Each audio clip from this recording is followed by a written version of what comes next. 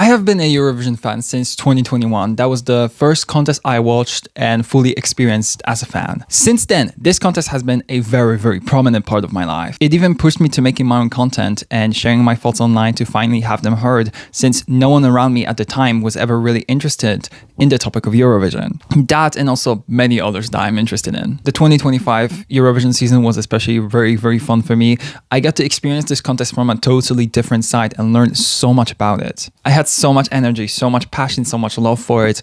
I was ready to go into 2026 and continue that. Hell, I even considered going to Vienna this year. But then all of that passion evaporated. That result in 2025 was like a big red warning sign that something was very, very wrong. I felt like sometimes I was honestly forcing myself to talk about this contest because I knew that that's what I built my tiny audience on.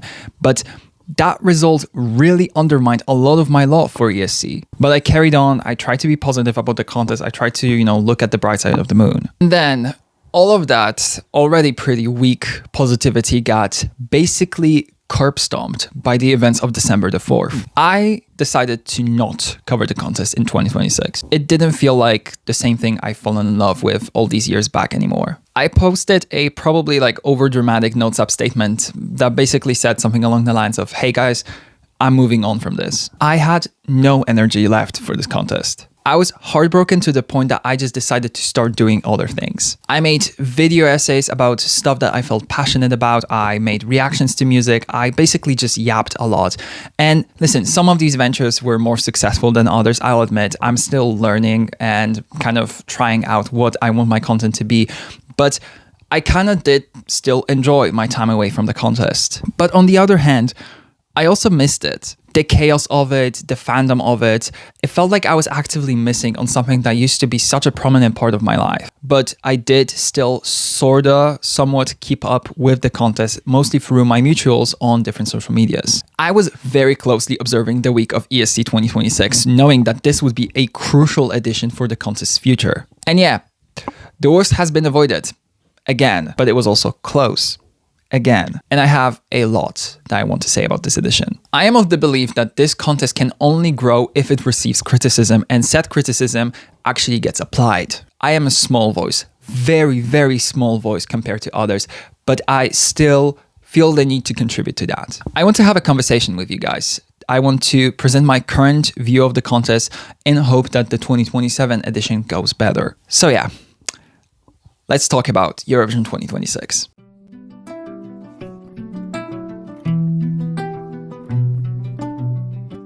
Hello, my name is Freyr. I'm your favorite local forest grandman and a Polish sociology student. And welcome to my little corner of the internet where I discuss all forms of popular media that interest me, whether that's books, TV shows, films, or music. Today we are back to my roots, I guess, because if you weren't aware of that before, because my platform has actually kind of grown since I last talked about Eurovision on this channel. I started out as a Eurovision content creator on TikTok, and then I made the move to YouTube, and here we are today. I have a lot to say about everything that went down this year, whether it's about the entries or about all of the controversies that surrounded the contest itself. And also, I have even more to say because I've never actually talked about this contest or its contestants before, so this video is probably gonna be long as hell. However, to make it slightly easier for you guys, I will be introducing sections into the timeline of this video so you can skip around and go to the parts that you most want to watch. This video is going to be divided into two sections. The first one is going to focus more on Eurovision 2026 and the controversies that surrounded it, the environment of it, all of the different stuff that led to this contest being what it was this year. That section is definitely going to be more heavier, more serious. However, if you came to this video looking for some, entertainment, some more lighthearted fun, that is where the second section is going to take you. In that section, I'm going to cover all of the competing entries in 2026 and give you guys my full opinions. That is probably going to be the more lighthearted part of the video. So yeah, this video is going to be long, but it's going to be a juicy one. So I hope that you will enjoy. And if you do, I would like to encourage you to please subscribe to the channel. You can also like the video, share it around, hype it, and you can follow me on all of my other social media, which will be listed in the description box below. So yeah, let's get into it. The story of Eurovision 2026 really begins in Basel 2025 when JJ triumphed over Israel's Yuval Raphael, and Europe let out the biggest sigh of relief yet. It was close, but thankfully at least there was somebody who was able to stop the contest from traveling to Tel Aviv. But the sigh of relief was followed by a lot of turbulence in the Eurovision world. In Basel, we saw a very clearly manipulated result from Israel. Several broadcasters came out demanding investigation of the results, and later into the year, first of them started threatening to withdraw. There was supposed to be a vote on Israel's participation, which later also got cancelled. But still, the EBU kind of had no choice in the matter. Some changes had to be implemented. And therefore, new changes were proposed and voted on. They ended up becoming reality. And for example, the number of votes you can cast was limited from 20 to 10, and the rules around advertising entries became more defined. There were also safeguards put into place to help limit televote manipulation. These safeguards, by the way, clearly worked this year, but we'll get into that a bit later. On December the 4th, a vote was held regarding changes to the rules of the Eurovision Song Contest, and this also included the position of Israel. Important to mention though, the position of Israel in the contest wasn't a separate vote. It was attached to the vote with the changes. This meant that if a broadcaster supported the new changes to the Eurovision format, they also automatically had to vote for Israel to remain in the contest. So either you vote for these changes or you don't vote for them, and only then you're able to protest Israel's participation in the contest. The way this vote was formed, of course, allowed for Israel to stay in the contest, and that same evening we started getting news about the first withdrawals. In total, this resulted in 5 countries withdrawing in protest against Israel's participation, the so-called real Big Five. That list, of course, included Slovenia, Iceland, Ireland, the Netherlands, and Spain, which is, of course, a Big Five country. This put a massive damp on the entirety of the contest and was very much felt in Vienna. This action itself practically killed the spirit and the excitement around Eurovision for a lot of fans. And that, of course, included me. After December the 4th, we saw more calls to withdraw for a lot of other countries. That included, of course, Belgium, Portugal, and Norway. After this, fan media was also in shambles. Some of the most notable figures of the Eurovision fandom have decided to stop covering the contest, making the season feel much more empty than it ever was before. This included, for example, Alicia Michel or Eurovision Crave. Now, don't get me wrong, there was moderate excitement for the returns of Moldova, Romania, and Bulgaria, which were all announced before the vote on December the 4th, but we still ended up with a measly 35 countries, the lowest amount since 2003 when 26 countries competed. And mind you, immediately after 2003, the number grew to 36 countries competing, and since then, we've been oscillating between like low 40s and high 30s for a number of participating countries. This year, in that sense, was an all-time low. The lack of these 5 countries also meant a massive plummet in viewership and interest. The Dutch and the Spanish specifically make up the core of the Eurovision fandom, yet they got excluded and were not represented in Vienna, not to mention the exclusion of Ireland, which is the country that currently holds the record for most Eurovision wins in history. The feeling of emptiness was ever present, and this season just felt off because of that. It's also important to mention, I think, that the lack of these 5 countries cannot be masked by bringing back some of the Eastern European broadcasters into the mix. We received some very interesting statements from Christer Björkman. They were first reported on by Eurovision News, which I would say is very far from a credible source, but then more sites reported on this too. Apparently, he stated that the cost of running the contest is growing larger without the 5 withdrawn countries, and it's going to be difficult to continue with Eurovision in this state. Now, even if this is made up, because that is a possibility, again, we are talking about Eurovision News here, this statement alone is very much true. Whilst the EBU has money, there's only so much you can spend to cover for 5 broadcasters, one of them being a Big Five country. Even with the returnees, they are not wealthy broadcasters. You cannot save the finances of this contest by bringing back more of the Eastern European countries because they don't have enough money to fill in for somebody like Spain. Ultimately, they will run out of money and they will just start dropping out. The contest is already growing ridiculously expensive without the added boycotts. This, of course, means that countries like Czechia, Montenegro, Romania, Bulgaria, and possibly even Albania might sooner or later start struggling financially and be forced to drop out. This brings the number of participants even lower than it already is. Sooner or later, you're gonna get a Eurovision edition with a number of participants below the number 30. That would be a disaster. And you can't even fix it by bringing new countries back, because who are you gonna call? Hungary? North Macedonia? They all have the same problems. That perspective made it clear that Eurovision is currently in a very tough period. It is currently dying a very slow and ungraceful death, all in the name of one broadcaster. The argument of Cannes getting privatized was an argument used by Martin Green a lot throughout this season, but how much can you bend over backwards to justify keeping one broadcaster without ruining the integrity of the contest? And the nerve to still have the contest's official slogan be United by Music, after all of that, well, it angered a lot of people, me included. Because what does United by Music exactly mean in this case? Letting go of 5 countries? Trying to protect a country that has committed insane atrocities just in the past few years and who's actively using the contest to pinkwash its crimes? Is that what United by Music is supposed to mean? United by Music has been meaningless since it was introduced as the slogan, but this year, it was even more apparent. We were anything but united. And that was the reality for the entire Eurovision season this year, including national finals. This was a very weird national final season. As always, there were some controversies here and there, but probably one of the most important stories was what took place in Portugal, which almost didn't send an entry to Vienna. 18 out of 20 of the participating artists in Festival da Canção made it clear that they do not want to participate in Eurovision if they win the show. And funnily enough, one of the 2 acts that didn't say that ended up winning FDC. Now listen, I did not watch FDC this year, so I don't know what took place, what happened, what were the other competitors to that entry. But when I saw the news, I was like, okay,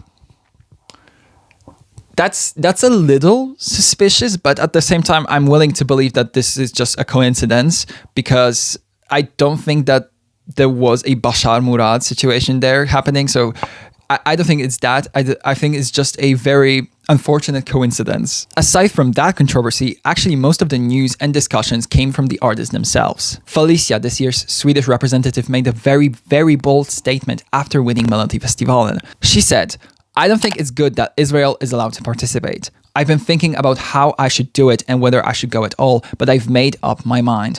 I'm going, and then I'll make sure they don't win." This obviously attracted the attention of the media, specifically Israel's media. Less than 2 days later, Martin Green gave a statement about this, and apparently the EBU had contacted SVT, the Swedish broadcaster, about this so that they could remind their artists of the rules of the Eurovision Song Contest. These rules basically state that an artist isn't allowed to take political stances when they are, currently participating in Eurovision. Funnily enough, same treatment was not reserved for a specific delegation, but who's surprised? But where there is a Felicia, someone very outspoken, there are also many artists who disappointed their fans with their stances on Israel in some shape or form. For example, there was a whole drama with Soren from Denmark and a laptop sticker, I believe it was. There were also things about Antigone, Leleka, Escilla, Senate, obviously Boy George, who let's just say we're gonna talk about a little bit more extensively in the second section of this video, because I have things to say. Okay, oh God. Now, it is important to mention that these all, from my understanding, are small things for the most part, but Euro fans, understandably so, were very cautious of these things. But then again, not to be rude, but I found it kind of weird how so many people were acting surprised when these things kept on happening. Like, to me, if there was a Eurovision edition that would attract more Zionists than typically, wouldn't it be this one? Yeah, it's not okay, and we definitely should call out these artists, but I just thought that the shock was a little out of place. Like, how are we surprised by this? If an artist is truly pro-Palestinian, they're most likely going to boycott the contest and not want to participate in it. As for the other things, we saw a national final season featuring all of our participating countries, as well as Spain, who decided to still run Benidorm Fest and make it an institution separate from Eurovision. I never quite liked Benidorm as a national final, but I love this decision, and it shows that national selections can and should exist separately from Eurovision, and Benidorm was actually kind of fun this year. Not to mention the fact that it produced one of the best national final winners of the entire season in the form of Tamare by Tony Grox and Lucy Callis. That song is genuinely so good. However, 5 countries withdrawing meant losing more national finals. The one I personally mourned the most was Songva Kepnen in Iceland. That show has always been kind of my guilty pleasure. Not many people pay attention to it, but it feels so warm and so welcoming and is just so full of joy. I always look forward to Söngvakeppnin, but this year RÚV, the Icelandic broadcaster, decided to not run the competition because they thought it wouldn't make sense without Eurovision, which as a decision I hated. You don't need Eurovision to produce Söngvakeppnin. If Iceland remain withdrawn from the contest, I would honestly love to see an edition of this national final next year. The quality of this national final season, from what I've seen, wasn't the greatest. There are countries that are always going to deliver, like Finland, for example, or Sweden, but then you have countries like mine, Poland, or Norway, which had really stinky bad national finals. Overall, though, this season seemed to be less eventful than it typically tends to be. What wasn't uneventful, though, was Eurovision itself. But before we can actually talk about the contest itself, there's one more thing I need to cover extensively. The entire Eurovision week started with a metaphorical bomb being mailed and delivered directly to the EBU headquarters in the form of a New York Times article titled "How Israel Turned Eurovision Stage into a Soft Power Tool." This was written by Mara Hvistendal and Alex Marshall, who interviewed more than 50 people and reviewed internal documents whilst conducting this investigation. And boy, did this article make a lot of noise. Just as a reminder, the New York Times is really not that anti-Israel. They've published articles in the past that were very clearly from a Zionist point of view, but this one is different. There was a lot of very important things mentioned in that article, so I thought that it would be the best to now take a look at some of these. So first of all, we found out that the Israeli government spent 800,000 euros on advertising the entry in just 2024. This, of course, refers to October Rain by Eden Golan, which was the country's entry in Malmo 2024. The EBU actually did not investigate all of the data from Eurovision 2025, and they only investigated what Martin Green put as top-line data. The former vice president of the EBU, Petr Dvorak, interviewed broadcasters regarding Israel and received answers that varied from broadcasters wanting to skip or postpone Eurovision 2026, feeling that Cannes used Eurovision as a promotional tool, and also feeling like Cannes should not be held accountable for the actions of its government. However, that report never made it back to the broadcasters. They only received a small summary of Dvorak's findings,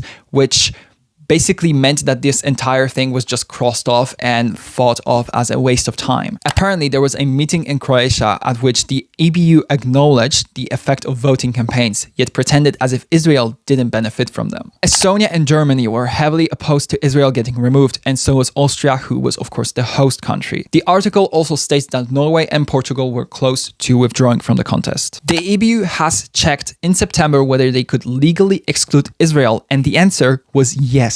After the initial vote on Israel's participation was cancelled, the EBU recommended that the broadcasters don't speak to journalists. That cancellation of the vote also gave Israel's embassies time to contact 3 different broadcasters and a foreign ministry in a 4th country, although said countries are not listed. EBU's president, Delphine Ernotte Sunsi, I apologize if I butchered the last name, stated that not directly voting on Israel's participation was the most democratic system possible. Meanwhile, the Belgian broadcaster VRT complained that the EBU was hiding behind guidelines rather than discussing the human rights. All of those things are massive red flags and show just how many things were going on behind the scenes. But probably the biggest thing that came out of this was Spain giving these journalists their full figures of the public votes for the grand final in 2025. In this graph that you can currently see on screen, we see that Israel received 1/3 of this country's votes. 47,000 votes were sent their way. According to NYT, it would have taken just a few hundred people voting en masse to secure Israel's victory. And it's also just very clear when you look at these numbers that this is exactly what happened here. What this graph also manages to show us is the difference between a manipulated vote and a diaspora vote. Ukraine placed second in this country's televote with just 6% of the vote. One of the highest scores, but still extremely tiny compared to what Israel got. Hopefully now some of the people that want to remove Ukraine from the contest can shut up, because it's clear, and it's been clear for ages, that they are not manipulating the contest and their votes are coming from a completely different place to Israel. Back to the article. This obviously had everybody talking, except for Martin Green. He stated that he did not recognize these numbers and had no further comment about this article. Quite interesting, isn't it? Martin Green, especially during this Eurovision week, made a lot of people very upset. He gave some insane statements and they rightfully so, got a lot of pushback from the fandom. Martin Green was appointed ESC director in 2024, and this year he also kind of became a spokesperson for the EBU. Whenever they wanted to acknowledge something, it would be done through him by statements or letters to fans. However, he clearly wasn't someone that the fandom thought of as believable. We had no prior trust in him, no relationship with him, so when he came into this position and tried telling us stuff, no one believed him.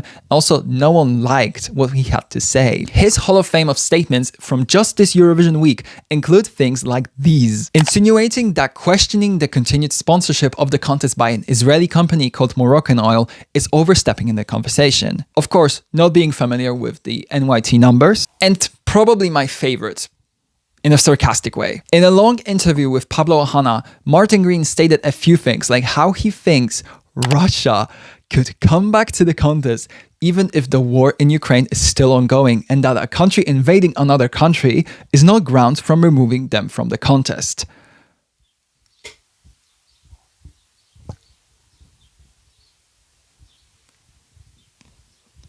Imagine, just imagine that. Just the thought of that happening.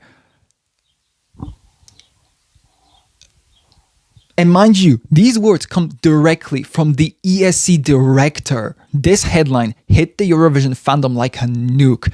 Everybody was talking about it, and everybody was calling for him to be removed from the position after this. He later also had the nerve to add something to the statement, where basically he stated that Russia's removal had nothing to do with the war, which is just false. It's just a lie. Mind you, that was said in the EBU's statement about Russia's participation in 2022. They specifically said that it was because of the ongoing invasion on Ukraine.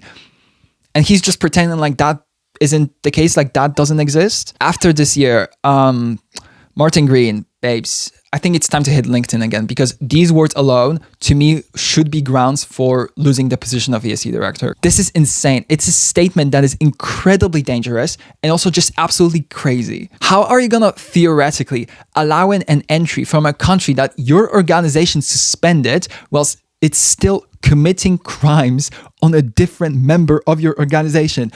Just absurd. And mind you, this is all just talking about a theoretical scenario, but the fact that he even entertains the idea of Russia being let in is extremely concerning. In that same interview, he also talked about how he believes that the Eurovision Song Contest is inclusive for everybody. Nice. Yeah, I mean, on paper, that is kind of the part, of the brand of Eurovision. But tell that to Eric Sade, who got censored for wearing a keffiyeh on stage. How is it inclusive if you're gonna silence Palestinian voices? It's inclusion with an asterisk. That is not inclusion. Aside from that, he also had the nerve to say that there is no improvement that could be made on the discussions around Israel, and that he is happy with every decision that was made this year. Like, I get it, it's the mentality of like fake it till you make it, and also pretending that the problem doesn't exist in hopes that it just goes away. But I don't think it will. Like, it's just not going away. And this problem very clearly exists, and is currently ruining a 70-year-old cultural institution. I am sick. I am sick of your shit. And when I'm not sick, I'm tired. I am sick and tired. Yeah, okay. I think I talked enough about this man. Maybe it's time to leave Martin Green alone for a minute. But yeah, his work during Eurovision was incredibly inefficient, to say the least. Time to talk about the actual Eurovision week, because so much happened. Obviously, we saw protests against Israel's participation, and actually we saw, again, Palestinian flags in the arena, just like last year. These protests included a few people in the arena that you could clearly hear in the broadcast who were shouting the words, "Stop the genocide."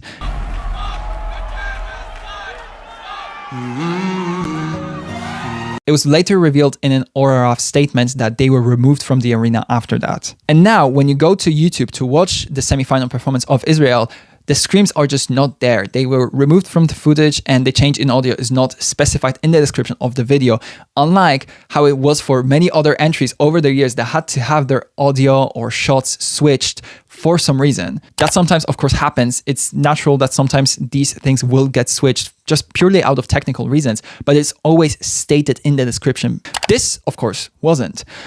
Interesting, isn't it? Martin Green was talking a lot about free speech this year, and I guess free speech is also when you silence protesters. Just maybe time to give it up, Martin. Maybe it's time to look for another career. I just love how they're constantly walking on eggshells around Israel and their acts. Like this totally everything is normal, nothing to see here mentality is just crazy because it just doesn't work. The only people that you're actually successfully lying to is yourself. In the lead up to the contest, Cannes and the Israeli media had repeatedly ridiculed contestants and delegations. There was an article put out which basically made fun of every single favorite to win. They also repeatedly went in on Felicia when she got sick and fainted during her dress rehearsal. That was of course labeled by the Israeli media as karma. They also disrespected Armenia. Again, this time they did that by switching its flag to the one of Azerbaijan during a live broadcast on Cannes, which is just so disrespectful because there is no way that this was accidental, especially since these countries are next to each other in alphabetical order and they are next to each other on that banner and you just oopsie daisy, you didn't see that. Like, there's just no way this was accidental. And mind you, last year they said live on air, quote, "I don't know why we gave these guys a quarter in Jerusalem during Armenia's performance." Like, this is not a coincidence to me. They also made fun of Croatia's Lelek for their face tattoos, and thankfully, Lelek responded to that. Weirdly enough, Cannes actually apologized for this. For once. For the rest of the things, they weren't penalized. What Cannes also did was put out the same ads they've been doing for the past 2 years for their Eurovision act. This time they were blocked by the EBU after around a day, and Cannes received a warning. A warning for intentionally breaking rules that were set against them. A warning. Mind you, 2 years ago, the Netherlands were disqualified for way less than this. But after their ads got blocked by the EBU, they didn't stop there. Oh no, don't be mistaken. Prominent politicians were encouraging people to vote for Israel again, and pro-Israel organizations were mailing out entire guides on how to vote as many times as possible, emphasis on as many times as possible, for the Israeli entry, clearly pointing out that you can vote more than 10 times if you really, really want. Wink, wink. That was documented in Sweden and in Germany. And ESC Gabe's tweet about this happening in Germany got quote tweeted by Israel's former spokesperson at the contest. And he just said vote number 3. So he's basically bragging about this. As predicted, Israel qualified to the grand final and they finished second, placing third in the televote. This score was definitely lower than last year when they won the televote, but it's still very clearly manipulated. What is also clear is that some of the safeguards that the EBU put in place must have worked because this score is pretty low for Israel, and some of the countries that have been consistently awarding the country 12 points in the televote did not do that this year. That also included the rest of the world vote, which has been won by Israel every single time since it was introduced. And this year, they only got 6 points from it. The thing is though, I don't think the EBU is likely to come out and say that there was manipulation going on, even if they stopped it in parts. They're not gonna admit that because that is just straight up also admitting that somebody did in fact try to rig the televote. And then it's another reason to exclude Israel, which is something that they kind of don't want to do right now. And mind you, Israel still found a way around the advertisement ban, so these safeguards are not enough. They work, yes, they do, but only partially. There were tests done by sites like ESC Insight, which are also reported on by Aftonbladet, that prove that a single person could still, under the new system, mind you, practically vote 1,000 times regardless of the paywall. So yeah, it's clear that they still use that to their advantage. What confused even more people was how Israel managed to do kind of well in the juries this year. I have my theories on this. They are not verified, but this could be because of a few things. Firstly, I think about last year when the Israeli head of delegation was seen on camera complaining how the juries robbed Israel from a victory. A second could be that because of the situation around the contest this year, some people might have decided to just withdraw from judging. And of course, a specific set of points made a lot of noise. My country, Poland, was the only country to give 12 points to Israel in the juries. First of all, shout out to Vicky Gabor, our junior Eurovision winner, who was the only person in that judges panel who put Israel last in her ranking. Second of all, this is just a conspiracy theory, but I am almost 100% convinced that the reason for this is Alicia's video. I'm of course talking about the recorded moment of when she walked out of an interview after getting asked the question, what message do you want to send to your Israeli fans? In Israel? Thank you. Natalia! That video went viral. with a big V. Hassan Piker was reacting to it on his stream. Like, this was doing numbers. In Israel? Natalia. Oh, that's awesome. No, she said, I love this video so much. Alisa is such a queen for this, but she also received a lot of abuse from the Israeli media. And I feel like this might have been a direct response from the Polish jury. Like, look, we don't hate you guys. Don't bully us. Here's your 12. Leave us alone now. Like, that's kind of the energy that it gave. I might be wrong though. Again, this is just my theory, but it just kind of makes sense. But anyway, let me know your thoughts about this. The contest itself, removed from the controversy, was not very well received. Aside from the low viewing figures, which we're gonna get into in a moment, this contest was criticized a lot. One of the reasons was the stage being ugly and it looking like a flip phone, although that was the least of our problems. Austria's ORF was a horrible hosting broadcaster. These two hosts specifically are probably the worst hosts we've ever had. Straight up. They were wooden, unfunny, uncharismatic, just cringe all the way, and also not very good at their job. Specifically Victoria, she was glued to that teleprompter like her life depended on it. Victoria and Michael, who cancelled that you booked this gig? Also, Victoria apparently is the heiress of Swarovski fortune, so clearly this shows that sometimes nepotism doesn't really work that well. This edition also features some of the ugliest postcards we have ever seen. Turn 2022 had these very iconic now postcards, which were basically just projections of artists on different monuments and landscapes in Italy. That mess is nothing compared to the shit that Austria cooked up this year. Although I will say the Sal da Vinci one specifically is very funny to me. Aside from that, this was probably the worst Eurovision edition ever when it came to interval acts. A lot of them were very random, none of them were sung live, most of them relied on past artists coming back and doing a rendition of their Eurovision song and a different iconic Eurovision song. Like, okay, sure. I am tired of intervals like these. Tell me something about your country.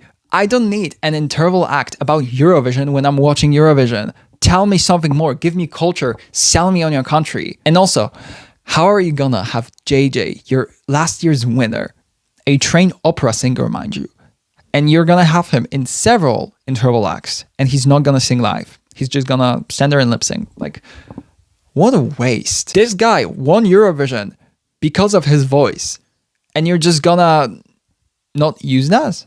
We've gone a long way since Liverpool 2023, and I mean that in a bad way. That edition was perfect when it came to interval acts. I sometimes still rewatch it, and all of these interval acts, especially in the semifinals, just there's so much heart and passion poured into them.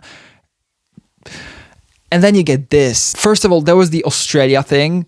That was dreadful. And also, out of all Australian acts for this, you're gonna pick Gojo, last year's non-qualifier. Like, not to be rude, I think Gojo is a very, very cool artist, but this was just kind of screaming somebody cancelled and we had to find somebody to like fill in. I don't know, like I would think that they would call up somebody who like actually did well at the contest from Australia, but clearly not. The electro swing one was terrible. The Professor Eurovision stuff was, I don't even have the words to describe that. First of all, Victoria in those specific intervals looked like demonic version of Philomena Kank, and I did not love it. And also they featured these ugly AI things, like disgusting. I'm never watching that again. And don't get me started on them saying about different Eurovision artists that they're mostly straight because that's how the world is, and replacing the acronym for LGBTQ plus with H for human.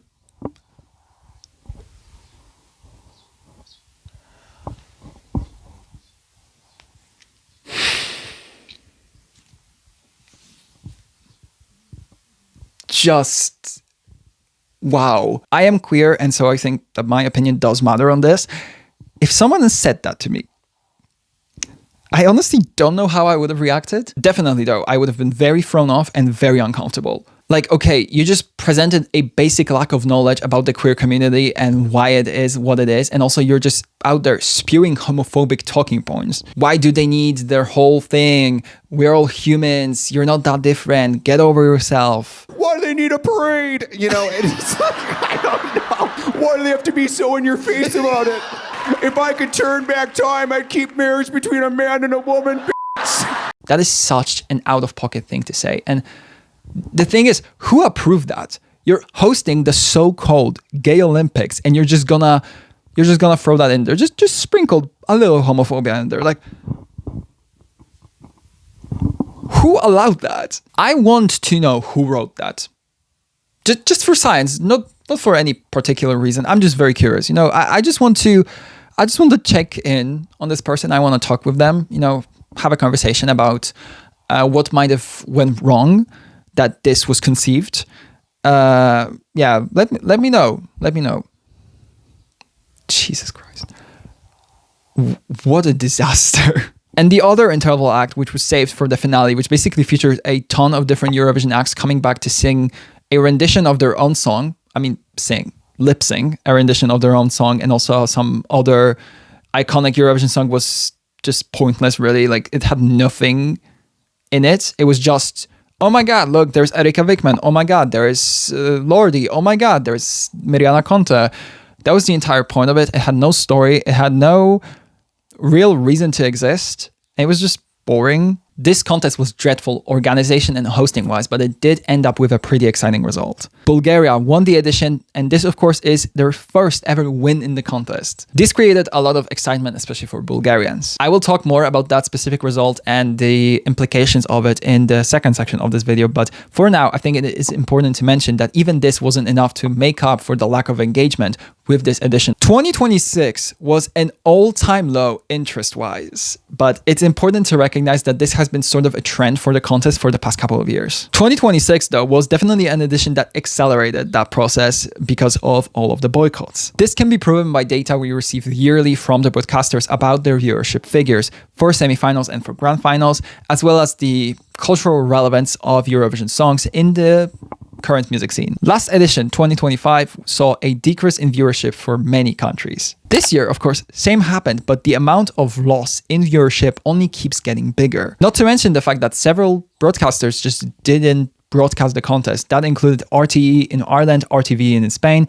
and also RTV Slow in Slovenia. The latter actually broadcasted Palestinian films and documents as a form of protest. To add to that, VRT, which is one of the two participating Belgian broadcasters, also did not air the contest. Same thing applies to Eurovision's YouTube channel, which saw a loss of 20% of its typical viewership. As people year on year are interested in the contest, and this can also be seen in the love that the contestants receive post-Eurovision. Eurovision songs used to be huge on different charts. Look at years like 2021, 2022, 2023. But since 2024, the numbers have been decreasing. Just look at the last few winners we've had. Loreen's Tattoo had some insane numbers attributed to it, and it is probably the last real hit to come from Eurovision. Nemo with the Code won the contest and also gained a lot of streams, but it is not comparable to Loreen's success. But still, Nemo got a fairly good reception, and their debut album also did pretty well. I really recommend that you go and listen to it. I actually really like it, and I saw it performed live, and it was really, really fantastic. But then we get to last year, and Wasted Love by JJ is a massive flop, especially for Eurovision standards.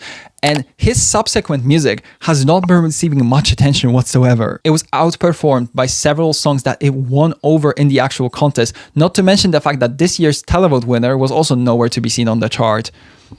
Gee, I wonder why. 2025 birthed two songs that remained relevant post-contest in the form of Deslocado and Espresso Macchiato.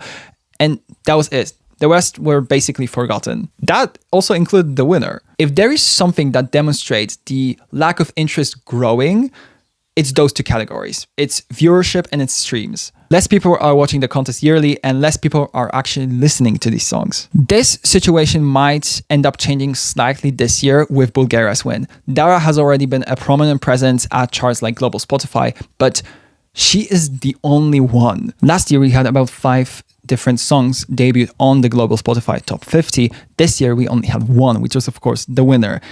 And that's it. Whilst it's clear that Dara will be more commercially successful than some of the previous winners we've had in the form of Nemo or JJ, so far, she's the only act from 2026 to receive this kind of love. On one hand, it's good to finally have a winner that is commercially relevant, but aside from that, the success has been small. How do we fix it? How do we bring the contest back to its previous greatness? We have to start with identifying the problem.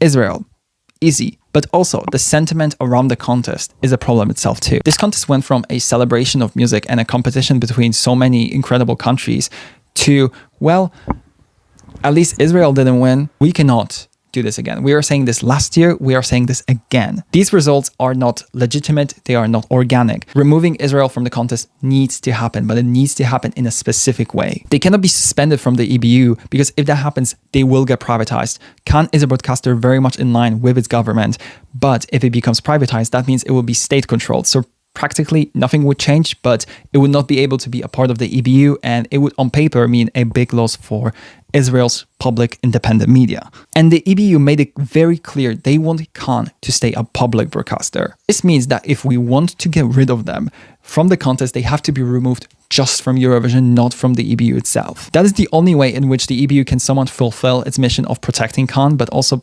save the contest. That is the deal we need in order for Eurovision to survive. This year, we also saw a plethora of protests, some of which took place in Vienna ahead of the contest. Now, I have a controversial opinion about these protests because this is not the first time that they took place the week of the contest. Malmo and Basel also had these protests. But my thing is, why now? I get it that this is during Eurovision week. It will get more publicity. More people will learn about it.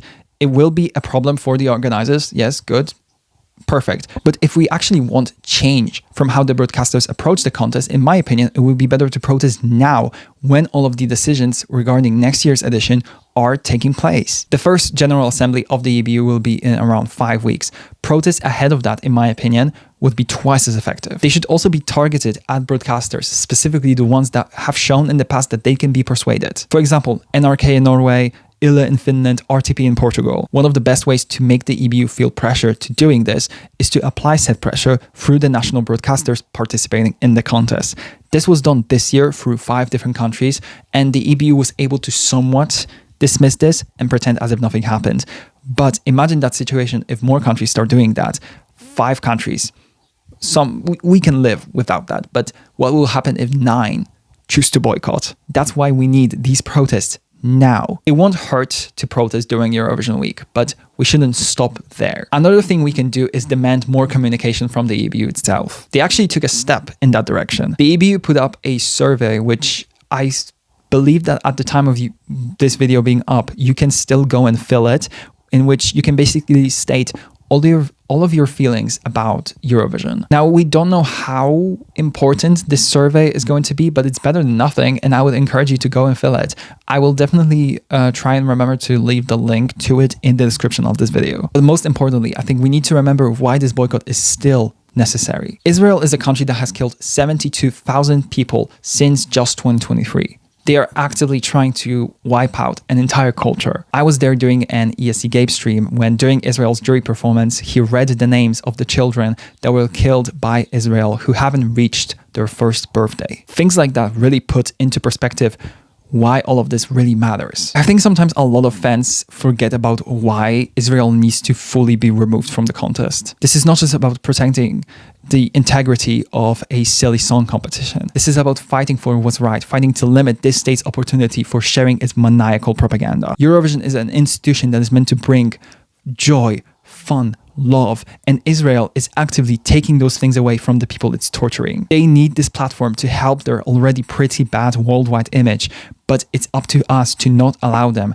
to spread their lunacy. It is our job to push the EBU and our broadcasters to exclude this voice of aggression and violence. It's time to make the slogan of Eurovision actually mean something. With that, I want to close the section on Eurovision 2026 and the discussion it started. I know this section was probably a lot, but I'm also very strongly opinionated on a lot of these topics, as you guys probably just saw. The only way we can move forward is if the critique of the contest doesn't stop. Email your broadcasters, sign petitions, go to protests. Sooner or later, Israel will have to leave, whether the EBU likes it or not. I believe that we as a fandom can speed up that process. Now, I've been talking for a long time. As you can probably hear, I'm assuming that you're probably already tired. I still feel like I barely scratched the surface, honestly, but if this portion of the video was a bit too heavy in places, the next section will probably be much more fun for you. I want to talk about the Eurovision 2026 entries. I have not talked about them before, so this section will be extra long because I have a lot to say. Okay, now it's time to rank some entries. As always, I'm going to be joined by my loyal assistant named Bethany. You might recognize her from a couple other videos that I did ranking other Eurovision entries. She was also present there, and you can also go and rewatch them. They are up on my channel. All of that Eurovision turmoil that took place this year resulted in a lineup that is extremely confusing to me. Typically, it's very easy for me to distinguish between years as this is a good year, this is a mid-year, you know. Like, for example, 2021 and 2024, incredible years. 2022, great year. 2023, good year. 2025, forgettable year. Meanwhile, 2026, half of this lineup are songs that I never want to hear again. I despise them with my entire soul, my entire body, my entire brain. I hate them so much. But then the other half is like some of my favorite songs I've ever heard to come from the contest. So like, it's a very confusing lineup, but the top end of this year was extremely, extremely strong, whilst the bottom end of this year was diabolically bad. How this is gonna work is we're gonna go through each of the entries from the lowest placing to the highest placing. So of course we're gonna be starting with Azerbaijan and we're gonna be ending with Bulgaria. Typically I've included Azerbaijan and Israel in these videos, but I just didn't rank their entries. This year I decided to take a bit of a different approach. Israel is just not going to be mentioned. I don't really want to talk about that entry. I don't think it has any artistic value that we can evaluate. It's just a piece of propaganda. That's literally all it is. However, I will be talking about Azerbaijan and I will be ranking it just for the shits and giggles. Oh, and speaking of Azerbaijan. I heard you can speak German. You can say Pussy. Pussy. Yeah. What? It's a kiss. It's a kiss in Austrian. Pussy. For a second year in a row, Azerbaijan placed dead last, although this was surprising to me considering the fact that they sent a potential winner to the contest in the form of Giva the Diva. Each year there is that one artist that the fandom starts to stan like ironically around the time Eurovision comes around. And this year, that happened to Giva. Last year's example of this was Mariam Shengelia from Georgia. Yeah, this song is horrible. It sounds like something straight out of like early 2010s. And actually, it's eerily similar to some of the songs that Azerbaijan placed highly with in that period. But I think this is even more lackluster than those entries. It lacks substance, it lacks drive. It just sounds like unseasoned chicken. It's wet paper towel music, basically. It was also horribly staged because these sheets, or whatever they are, it looks like she just did the laundry and had to hang them up so they dry faster. That's what it looks like. This is a mess that makes me wonder why Azerbaijan even participated this year. I think sometimes it's just better to not send an entry just solely for the purpose of avoiding humiliation. I actually think several broadcasters could have done that this year, but low-key, at least this participation was funny. Giva learning the Austrian word for kiss will forever be engraved in my mind. And also the fact that she finished her performance in the semifinals saying that she said justice for Citizeni. And mind you, less than 2 days after she learned what that word meant, she was seen sporting shirts. And her team was also doing that. They were all wearing shirts with the words Bussy on them. Okay, merch queen. She also, what I feel is very important to mention, appeared in this video. 6, 7? Yeah. 6, 7, 6, 7. I love participants like that, honestly. It's just objectively hilarious. What makes me even more confused about this participation though is Giva did 2 separate episodes of A Little Bit More on the Eurovision channel, and both of her episodes were rock songs. She covered Manga's entry from 2010, and then she also covered her own song in a rock version, and it also sounded way better. So why not just send a rock song then? Maybe then she wouldn't have come last, but second to last instead. Azerbaijan places last in my ranking. Obviously, the song is horrible, but at least it was a funny participation. What a fall from grace, honestly. This kind of broke my heart. BZKB being announced as the act for Georgia was so positively received. The hype was real, but then the hype kind of faded away and it kept going away to the point that they finished last in their semi. But listen, I think there are a lot of elements that led to that. First of all, from my understanding, the BZKB haven't been performing together for a while. They basically get together whenever a Junior Eurovision edition needs them as an interval act. This year though, they did come back to the Junior Eurovision Song Contest with a new song, and honestly it slaps. And shortly after, they were announced as Georgia's entry for actual Eurovision. But it's clear that compared to the rest of the acts this year, their performing experience is not that high. Georgie is definitely the Beyonce of the group. He is a dancer, he is a singer, he pursued a musical career after being in the BZKB. But the two Mariams have other jobs. One is a dentist and the other, I believe, is an economist. This isn't what they do for their living. So when you see them on stage standing next to each other, the difference is very, very stark. You have Georgie carrying the songs and then the girls that are kind of struggling to keep up in energy levels. It almost feels like this song was overly ambitious. They flew too close to the sun with this. On Replay is one of the most disjointed songs we've had in a while. Like, they gave Noah Carell a run for her money. This song is like 5 different songs at once. You get the chorus, the pre-chorus, the verses, that weird bridge, a guy randomly singing, and that instrumental break before the bridge.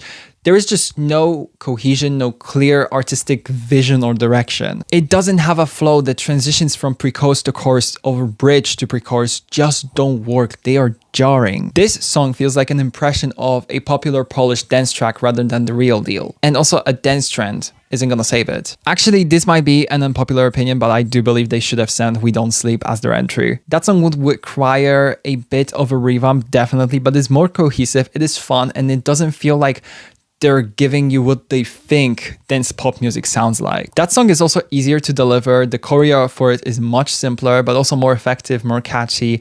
The song itself is also catchier too. The song was a big problem, but then they also killed it dead with the staging.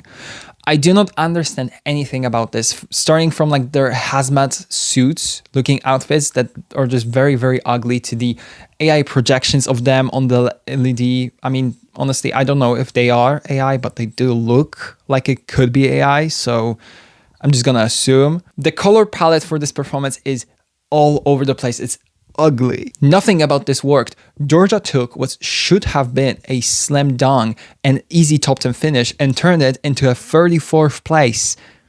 And I'm not even that surprised. This is, mind you, the second time they've done this to a Junior Eurovision winner. This was a disaster and I feel sad for the BZKB. I honestly really wish this had went better for them. Georgia places 26th in my ranking.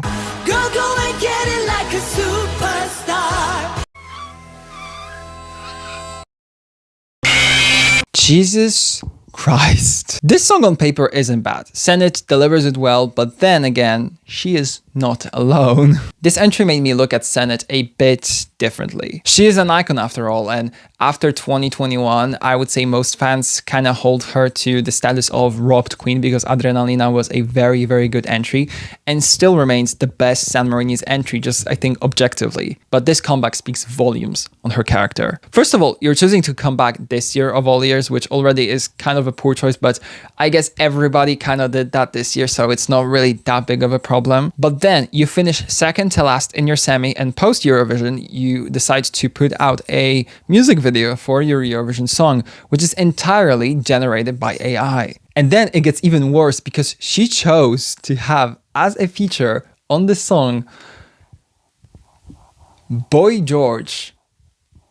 Of all people. This is one of the worst things she could have possibly done. Aside from the fact that he just really ruins the song, even though he only has 2 lines that he delivers very, very poorly on stage, Senate decided to collab with someone who is a convicted criminal. So if you are not aware, Boy George got a 15-month jail sentence in 2009 for assault and false imprisonment. That all happened after he chained a male escort to a radiator and beat him up with a metal chain. And you choose to have this guy, of all people, on your song.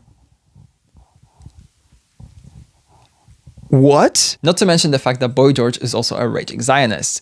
And he spent the first few days after it was announced that he would perform for San Marino beefing with Eurofans on Twitter over his stance and acting like he is the biggest name to ever participate in the history of the contest. My guy, you were culturally relevant in like the 90s. And also, the last culturally relevant things you've done are get a prison sentence and plagiarize Kylie Minogue for an album cover. You look like Frankie Grande drawn from memory wearing Zendaya's big ass hat and you're trying to act like you're the shit?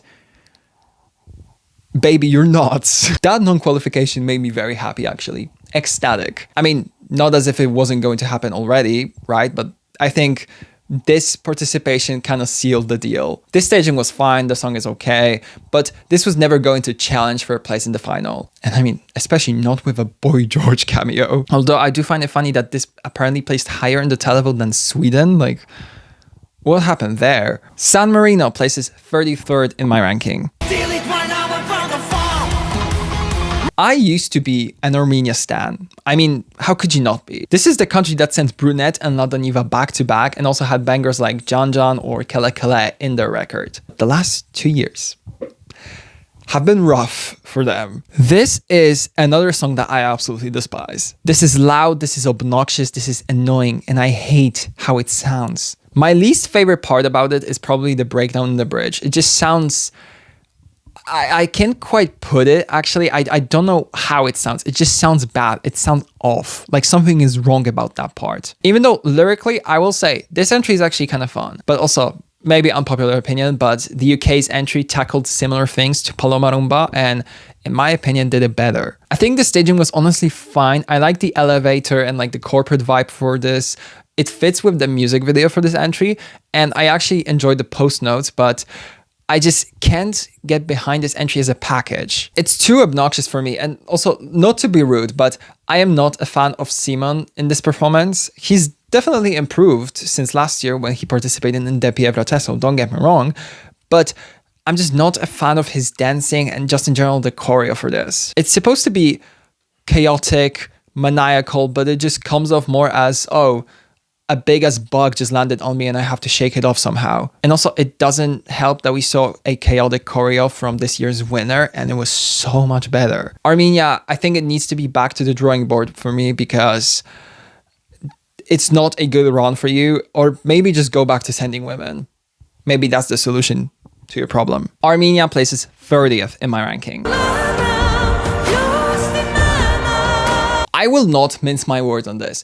Enna might be one of the best ballads in the recent history of the contest. You can quote me on that later, I do not care. This song is just ethereal, it's perfect, one of the most beautiful entries ever, delivered with such precision and polish from Atfara, not to mention how emotional it is, and it also failed to qualify. Sometimes entries like these struggle in the televote. Yeah, true, of course. But Atfara only getting 28 points from the jury is insane, actually. Because, like, how? My Oomph on Twitter, Kat, had an entire crash out when this failed to qualify, and I cannot blame her for this. This entry was robbed of a place in the final. And unfortunately, I do think that a lot of its competition in the semi, specifically Czechia, Malta, possibly even Australia, probably vacuumed a lot of the points that could have went to Latvia. But still, this being an NQ in this year of all years is crazy. Like, the bottom 5 of this contest is like 4 abysmal entries that I never want to hear again.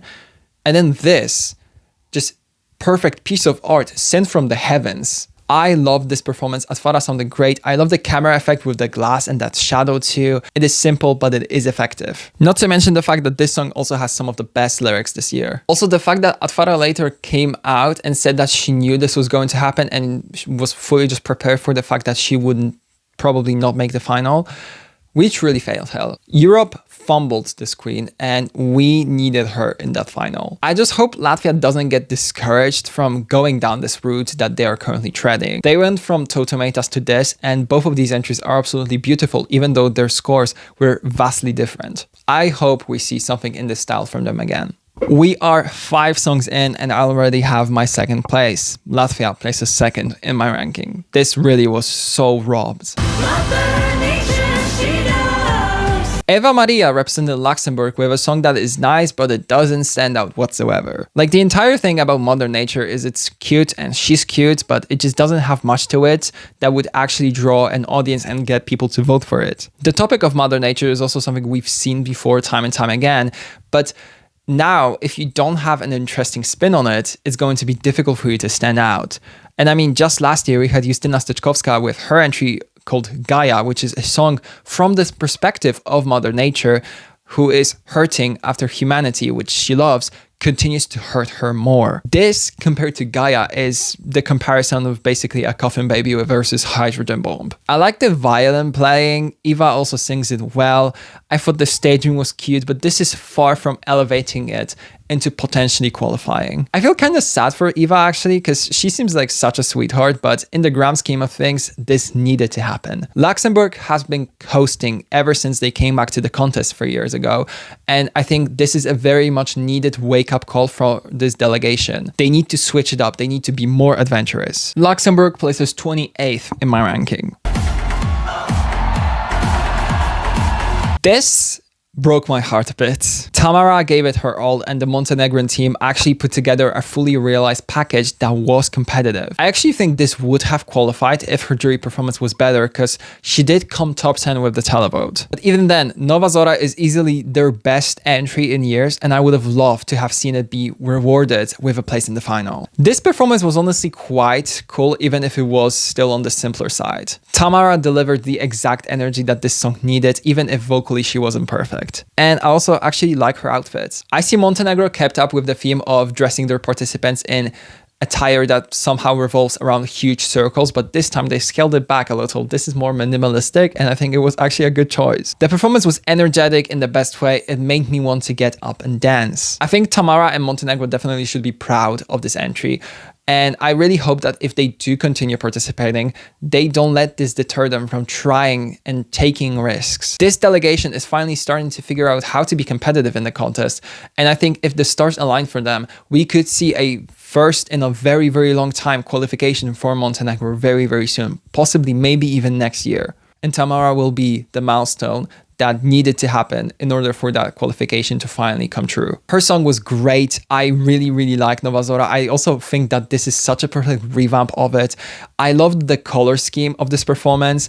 Tamara was a great performer. She was just in general a great presence to have at the contest, and I really would have loved to have seen her be rewarded for that. Montenegro places 14th in my ranking.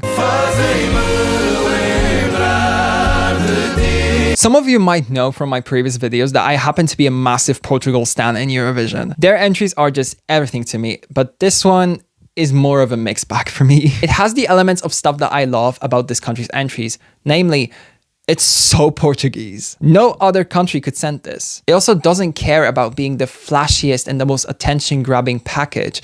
It's just about quality music, nice voices, and emotions. On that front, I obviously like it. I also think it has some incredible lyrics, and it just sounds so calming and so soothing. But then we unfortunately encounter some problems. This song, whilst being calm and soothing, as I mentioned before, is far from being competitive. This previously turned out to not be a problem for Portugal. I mean, just look at Deslocado and its trajectory post-contest.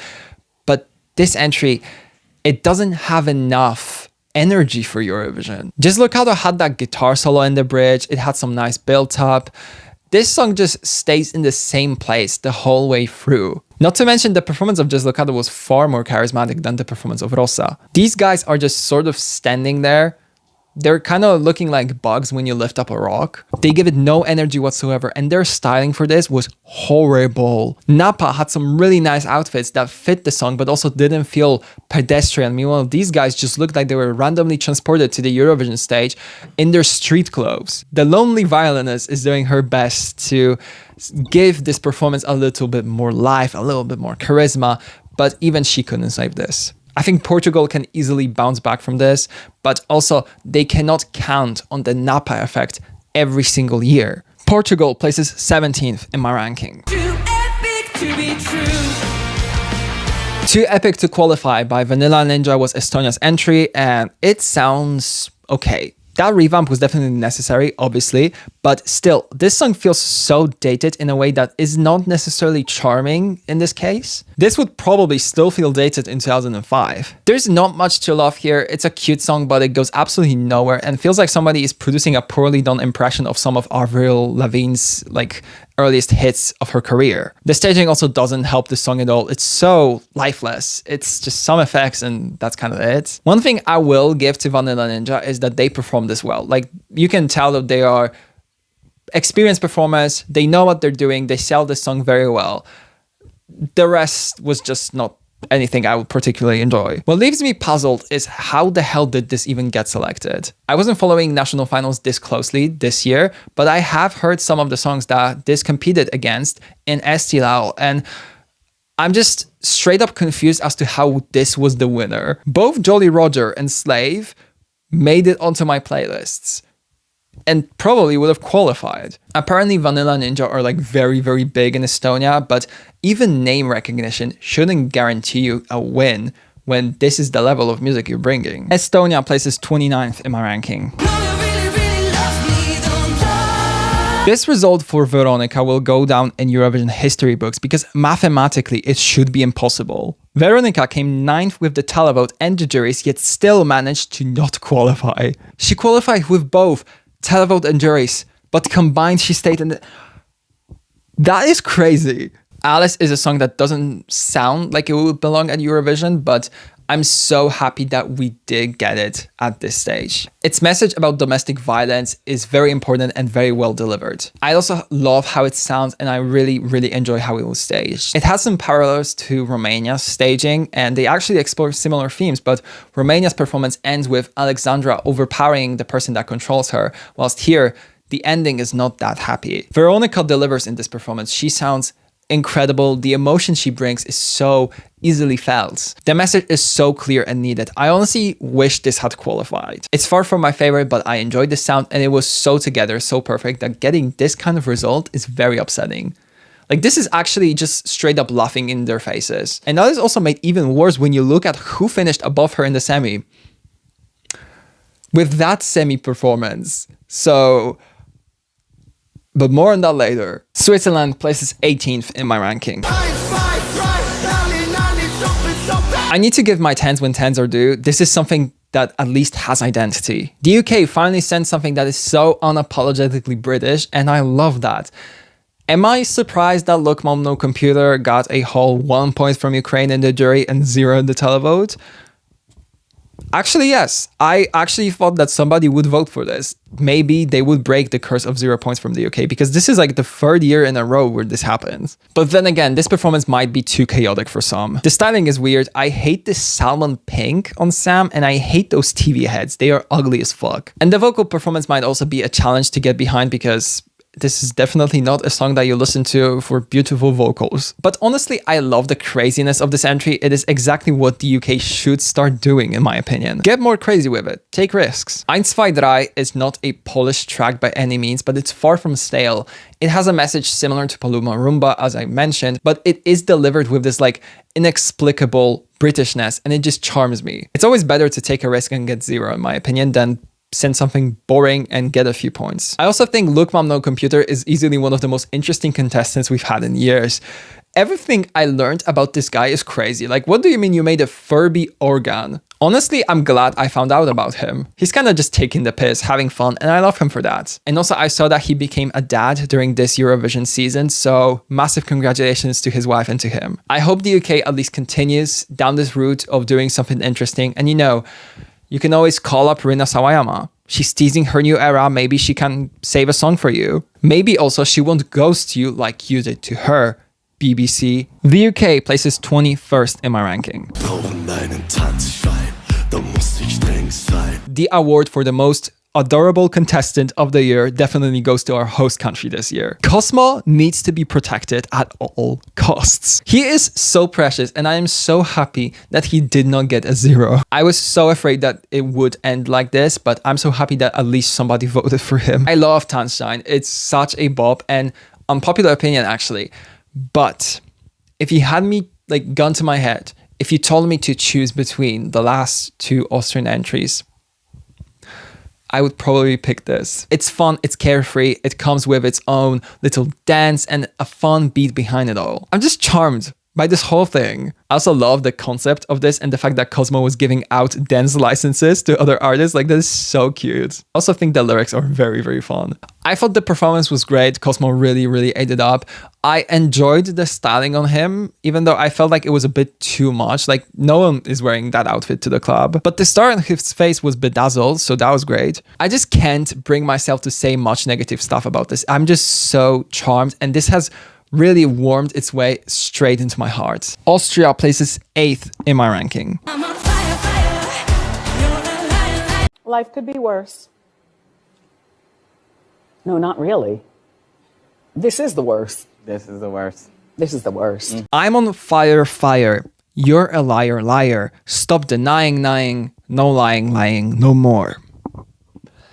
Shakespeare has been real quiet since this dropped. Germany is up next with their song called Fire. Coincidentally enough, I think this entire package should be set on fire or submerged in water, actually, because, you know, water versus fire, you know, doesn't matter. Anyway, this is horrible.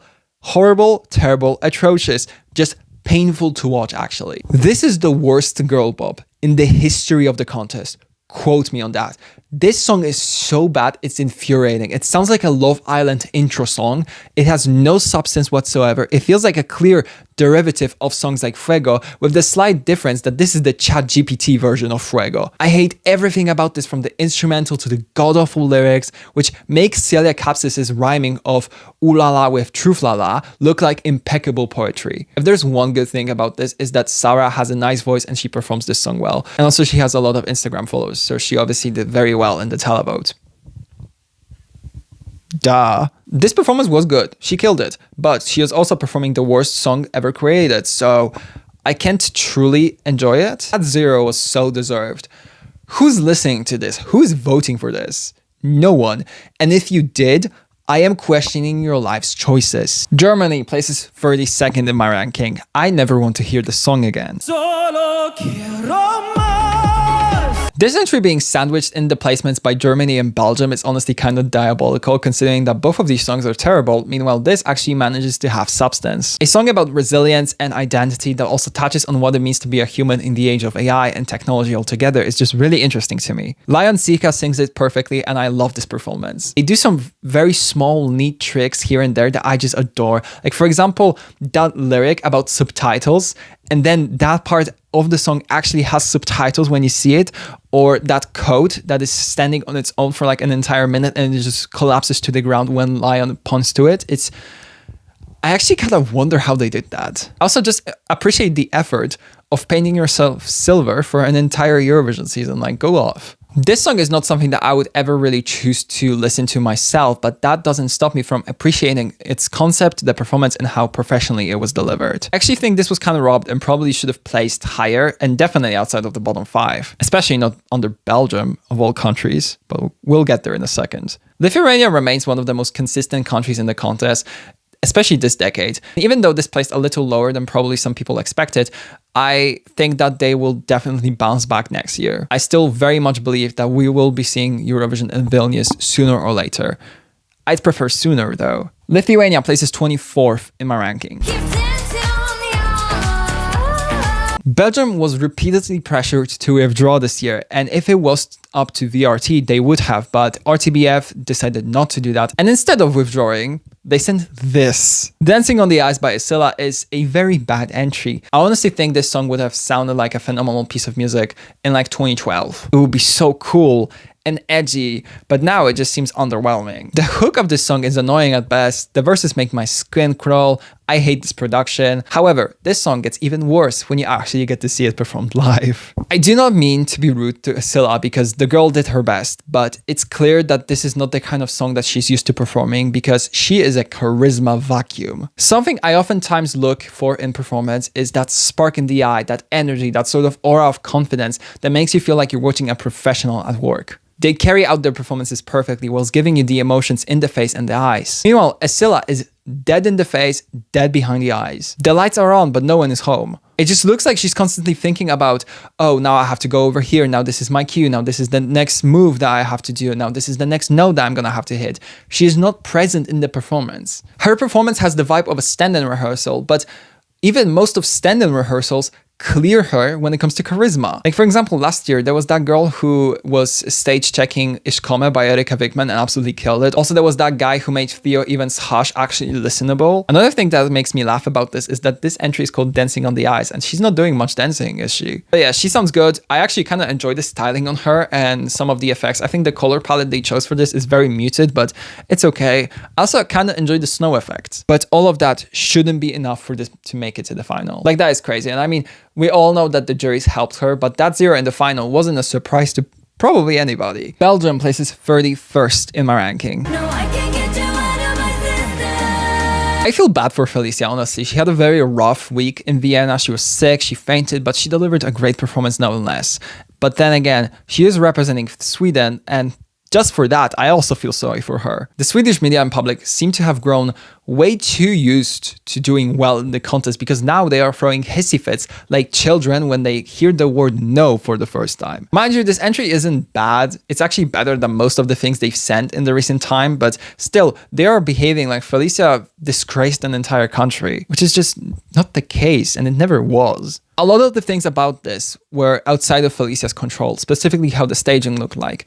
Her performance at Melfest is insane. It is probably the best national final performance of the year. Vocally stunning, the staging is at its best, but this stage in Vienna was a massive downgrade. She basically got the same treatment as Cornelia Jacobs a couple years back. All of their Melfest performances are just incredible, but then they get taken to the Eurovision stage and it's like, okay, this looks not that good, actually. Everything else about this was on point. She sounded great, the choreo was fun, the lights were great, styling was on point. What also made me really root for Felicia is her story. Starting out as Frocken Snusk, the abuse she faced, how many people were rooting for her downfall. I wanted her to succeed, and I am still rooting for her post-contest. Also, the fact that this almost didn't qualify is crazy. Like, how? This was really good. How the hell did we get here? Sweden places 16th in my ranking. The Wine-Ons have made it to Eurovision with Jala by Antigone from Cyprus. This was of course predicted to qualify, right? But this semi-final performance, whilst hilarious, should have been the reason for this to NQ. I will never not find this performance funny. Like, why is she singing at 0.5 speed at some point? She was out of breath for basically the entire time from the start to finish. I saw a few very funny tweets about this. Like, somebody said that she was so respectful because she made sure to not hit a single note. That made me giggle, but my favorite tweet about this probably comes from my Lemon, who said, "Are you ready for your vocal lessons?" Daniel Ziska gulps, Delta Goodwin breathes heavily, Atwara nods nervously, Alicia sighs. Yes, Antigone, they all say in unison. Jala as a song is good until the second chorus. Then it gets a little confusing. They had a great song up until that point, but it seems like they had no idea how to actually finish it effectively, so it just falls apart with an underwhelming final chorus and a weird breakdown. What is before that, though, is really fun and I enjoy it a lot. I will say, though, I am a massive fan of there being a lyric that says, "You want more?" And that is immediately followed by the music dropping out and Antigone laying on the table. She said, "You want more? Greedy bastards, I'll give you less instead." The staging for this was okay. It was nothing special. It's just a table and a bunch of chairs. And I also thought that the styling was cool, although the color palette seemed a little muted. Like, I would have loved to have seen something a little bit more vibrant, like, you know, like the stuff that we actually got to see in the music video. And to be fair, in the grand final, Antigone actually sounded way better. Cyprus places 20th in my ranking. I previously didn't like Bella that much, but I will admit that it has grown on me after I saw this performance. The song is so romantic and delivered with the right vocal tenderness to not make it feel inauthentic. It feels like Aiden is actually singing from the heart. This song is also incredible when it comes to its build-up. That gets later enhanced with the staging, with the spinning and changing colors. It feels like love has captured you and it's this most adventurous moment of your life. It's just beautiful. Aiden's voice is also incredible. It has so much character, but also specifically his singing tone just scratches my brain in all the correct ways. I actually also really like the staging. I love the way it's used. I also appreciate the fact that this song is partially in Maltese. Like that is very, very cool. I actually don't remember the last time we had Maltese at Eurovision. Compared to other entries, this will never be my favorite. It's never going to be close to being my favorite, but I've definitely warmed up to it a lot since I saw it for the first time. I guess I also have to mention here the advertising campaign for this because it was a bit excessive. At least it didn't completely break the rules of the EBU like a certain other delegation did, but still, doing all that just to get 8 points in the televote is kind of funny to me. Maybe let's put that money towards something else. How about that, Malta? Malta places 23rd in my ranking. Okay, time to shock some of the people who don't follow me on Twitter. I am very aware of the fact that I am a Swiftie. Yes, I like pop, I like folk, I like country music. I know. But sometimes I dabble in music like this. And apparently my placement of this song is surprising to some people. But this is objectively one of the best songs in this edition. And I'm not gonna apologize for liking it. Lavina as a band are just impeccable. They bring it their all. Their performances are just insane, and what they created speaks volumes about their talent. Kraj Mene is such an epic, jaw-dropping song, and it's also one of the hardest songs this year to perform. Those screams that Luca performs are not easy, and the fact that people just dismiss them as screaming, like wow, so we know nothing about music, right? Try and do that. Go, try it now. Now you can speak. Congratulations. This performance gives me chills. Vocally, it is perfect. The emotion is there and the song is just insane. It's also one of the best entries lyrically this year as well. Lavina brought the fire. They had a sword, the costumes. I adore these costumes. Oh my god, these costumes are so good. Everything about this was on point. An absolute serve. A servia, if you will. 17th place for this masterpiece is not high enough. This could have won for me. And I would be like, yeah, sure, yeah, fine, obviously, yeah, perfect winner. This is peak, this is art, this is boundary pushing. I'm happy that at least it got somehow appreciated. I was so afraid of this suffering the fate of like Ulveham or Blood and Glitter, but at least they did end up getting some points. But the thing is, the jury still kind of didn't appreciate them enough for me, and I think this really speaks badly about the juries because it shows that they are only appreciating certain types of songs, certain types of vocals, and that is not okay. Lavina are my winners. Just straight up. They served immense levels of content in this performance and they did it flawlessly. Daniel Zizka kind of surprised everybody when he pulled up to Eurovision and delivered one of the best vocal performances of the year, but the real ones have been here from the beginning. I love Crossroads. It's such a beautiful song and its lyrics actually give me chills. In the studio, it's already perfect, but then Daniel not only lives up to the expectations when he's performing it live, he exceeds those expectations. That performance was incredible. I am actually surprised that the juries didn't appreciate it more. It was so professional and flawless. The fact that he can just do that is unfair. Like, leave some time for the rest of us, Daniel. That's unfair. I enjoyed the staging a lot. I think it was simple, but I like the way that the mirrors are used. I also love how the staging opens up when we reach the climax of the song. Daniel's voice is unreal. This performance was incredible, but there was one misstep, and not from the Czech delegation, but from ORF, our hosting broadcaster. That camera breaking was definitely a big issue, and even though I don't think it cost them a lot of points, he definitely should have been allowed to perform again. The fact that the delegation's appeal was just rejected is crazy. I will say though, I think that the Czech delegation constantly making fun of this is really funny. I love these guys. I hope that Daniel has an incredible career after this edition. He truly has so much potential and I could see him being a very popular artist post-contest. Czechia places 4th in my ranking. We are currently on a streak of incredible vocals, it seems, because Croatia's Lelek just gave me chills with this. Andromeda is just such a beautiful song. It's a tribute to the strength of women, and that reference to women tattooing their faces to escape slavery was something I did not know before. I'm so happy that I know about it now. It adds so much depth to this piece of art, honestly. This song is ferocious, but also filled with so much sadness and anger. It feels like you're not watching humans perform it. There are higher beings, voices of nature, whose voices are whipping up a storm. I loved this performance in every way. The visuals were amazing. The costumes were so beautiful. They also sounded amazing, although apparently they had a few issues in the jury show. But you know, sometimes that happens. And I also love the trick with the pole, or I don't really know what you call it, but it was really, really cool. Everything about this was perfect. So the 15th place, in my opinion, is actually kind of low. Like, I think this could have easily been in the top 10 and probably should have been. Anyways, good job to Croatia for picking themselves back up after last year and sending some of the most powerful entries we've ever seen in the contest. Croatia places 9th in my ranking.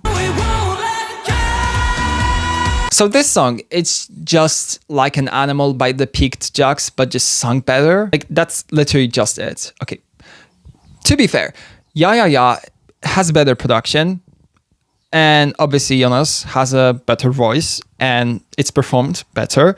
But when you look at the basics of it, they are the same songs to me. These lyrics are a bit much for me. I think there is a way that you can write a song with sexual undertones that doesn't also give you the heebie-jeebies. You know, again, Ich komme, perfect example. This, however, doesn't succeed in that. And also apparently he had to change his choreography because it was deemed too sexual.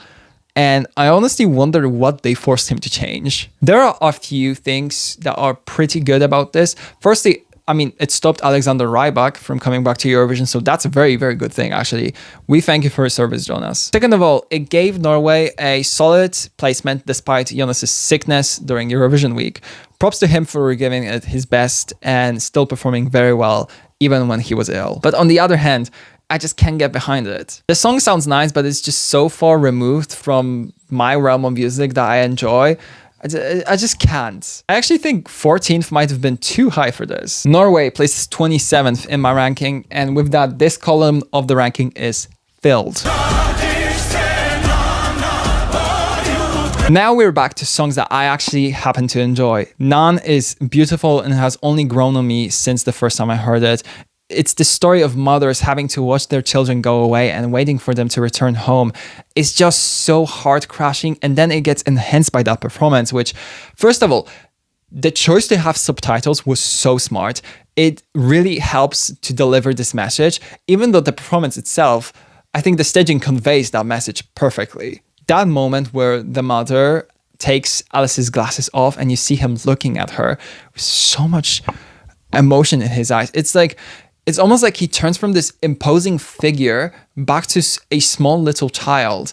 It's such a simple idea, but it just takes this performance to a whole new level of heartbreak. The song is so good. I love how it sounds out of the choir. I also think Alice is incredible when it comes to his vocals. He is such a good singer. 13th for this is definitely too low, but at least he got left side. This was one of the most beautiful entries this year, and it definitely deserved more recognition. I mean, especially from the juries. The fact that the juries didn't go for this, diabolical. Albania places 11th in my ranking. All right, controversial opinion time. I hate this song. It feels like, again, just like when I talked about Georgia, it feels like 5 songs stuck into one. I dislike every single bit of it. It's unlistenable to me, actually. What I do not hate about this, though, is the performance of it. That staging was kind of perfect for Prey. It's simple, it's not overdone, but it does its job. But my favorite part of this is obviously Alicia herself. The voice on that woman is insane. That final riff is so impressive, and it's no wonder why this did so well with the juries. Finally, the myth of Poland being hated on by the juries has been disproven, because the juries can appreciate us. And just look at this year, Alicia got 4 different sets of 12 points. Also, the fact that Alicia basically won her semifinal is crazy. I never would have thought that that was possible with this song, but she did it purely based on her charisma and experience as a performer. Alicia is one of my favorite representatives we've had in a while. She was so unapologetic this entire season. She gave us so many funny clips. The, "Oh, yes we do, honey, I heard you didn't like my song," to, "Oh, Natalia." She became an icon this season, and at the end of it, she also delivered an impeccable performance in the grand final of Eurovision. She made us all so proud. I'm also just so happy that she got an opportunity to do this. You know, she was meant to be our entry in 2020, but the contest got cancelled. And this only makes me wonder how well Empires could have actually placed in the contest, knowing now how incredibly talented Alicia is. Poland places 25th in my ranking. I don't know if you can see it. It's like down here. Again, I do not like this song, but I will definitely look fondly on the time that we had with Alicia as a representative. France as a country in Eurovision frustrates me so much. Like, they used to send interesting stuff. Just a few years ago, we got Fuelin from them. But now it seems that they are stuck in this endless loop of trying to basically engineer a Eurovision winning entry in a lab. And they have failed consistently. Monroe's Regard is a nice song, but is just so obviously trying to benefit from the past success of opera entries. And that makes it very unlikable in my opinion. It's obnoxious actually. France is trying so hard to win without understanding what really makes a Eurovision winner. You can't just engineer a song built to get as many points as you can from the juries and win like that. It just doesn't work like that anymore. There needs to be feeling, intention behind it.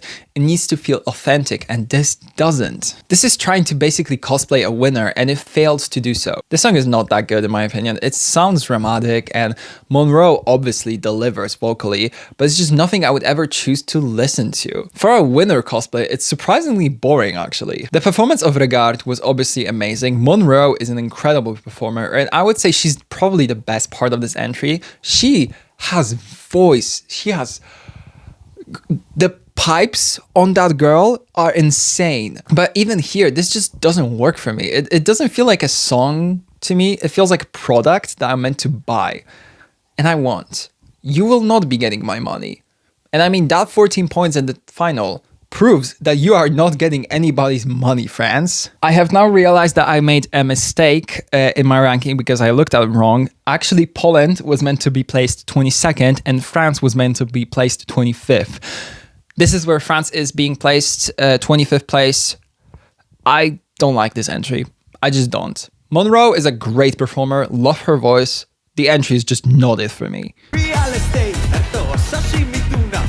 Speaking of buying products, we get a song about consumerism from Greece. I like this song, especially in the studio version actually. The song is kind of annoying and it has a lot of different parts, but the chaos of it, especially combined with Achilles as a performer, makes all of it actually work. I am a fan of that bridge specifically where he gets to show that he actually is a talented singer too. I like the way this song was designed. Ferto by Achilles is definitely a fun song, and in my opinion, it actually works best when it's just Achilles performing it. That Sing for Greece video that he did with just him in the booth performing the song is probably my favorite iteration of it. But this performance, I think it was kind of overdoing it. It's fun and technically it's very impressive, but it's also just so much. You get this kaleidoscope, that whole house tour that he's doing. He's climbing up a prop. He's dancing with a statue. He's riding a scooter. Like, this performance is very busy, especially for a 3-minute performance. And it actually leaves me kind of overwhelmed. I think the real magic of this performance should be Achilles himself, not insane props. You can give him something, yeah, sure, but this is too much for me. You don't need to have several different props to make this work. All you need is Achilles. Also, there is a big conversation to be had about the visuals for this because they are 100% done with AI.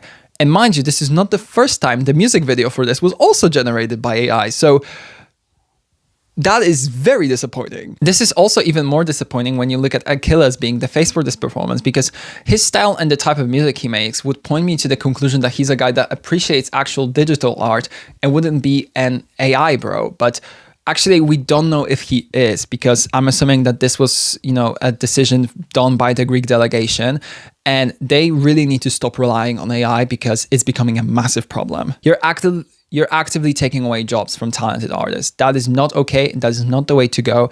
And it is insanely disappointing. Oh, and also it did impact my enjoyment of this performance. Greece ends up 19th in my ranking. I like the song, but the performance of it is just not for me. Rhythm is one of the most beautiful songs this year. I love it. That live version specifically, though, is just... there's magic in there. It's undeniable. There is a sense of carefreeness in this entry. It feels light. Like, I'm not sure if I didn't levitate a bit when I first heard it.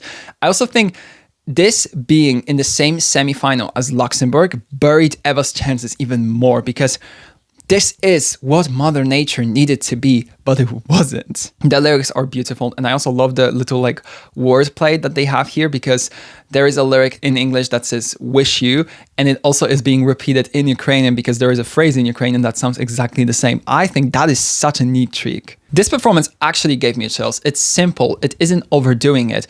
It relies on Leleka as a performer and very subtle imagery, but also symbolism, which is partially why it's so magical in my opinion. The stork flying is just perfect. Leleka is also just ethereal. She has such presence, and this kind of quiet confidence really translates on screen. The way she looks into that camera and immediately catches your attention, like actually she is putting a spell on you. She now, I believe, also holds the record for the longest note in Eurovision history at about 28 seconds. Natalia Gordienko, a challenger, has appeared. And I mean, what a note. That note itself is a full-on journey. This was perfect from the song to the styling, which, oh my god, that outfit.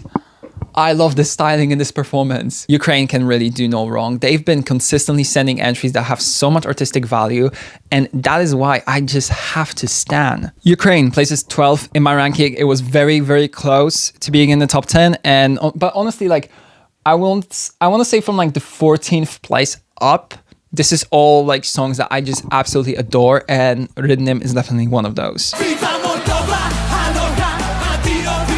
No one has ever been more patriotic than Satoshi in this performance, and I love every second of it. Viva Moldova is just everything to me. It's a great song with so much love to give to its country, but it's also delivered by some of the most charismatic performers of the entire edition. The performance is so hype. It has really simple but effective visuals. And the outfits. The outfits in this are everything to me, specifically the blonde girl.